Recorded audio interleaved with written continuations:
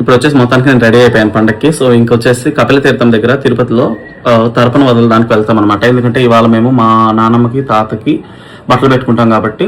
And ఇప్పుడు అక్కడికి వెళ్ళేసి తరపున వదిలేసి వస్తామన్నమాట. నేను మా నాన్న వెళ్తాము. సో అక్కడ తిరుపతిలో కపిల తీర్థంలో తర్పణం వదులుతాం అనమాట ఎవ్రీ ఇయర్. అండ్ ఇప్పుడు వచ్చేసి మేము బయలుదేరిపోయాము. మధ్యలో దారిలో ఆవులు కనబడితే ఇంక వాటికి ఇలాగ అవిశాఖ తీసి ఇంకా అలా పెట్టేసి టెంపుల్కి వెళ్ళిపోయాము. ఇంకా పూజారి మంత్రాలు చదువుతారు చూడండి.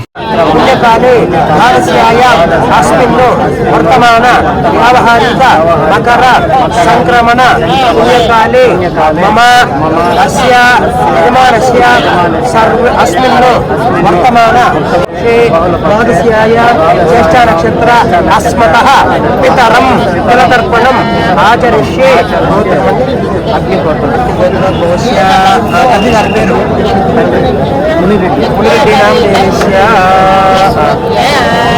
తర్పయామి తర్పయామి తర్పయామి పితరం అస్మతః పితరం పితృ తాత పేరు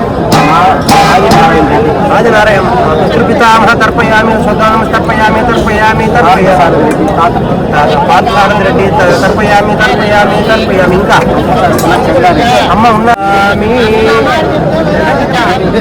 అక్కడ తెలియని వారికి అతి వేడుకురాలు మకర సంక్రమణ వరమణ పుణ్యకాలి జలతర్పణం ఆచరిష్యే నమః.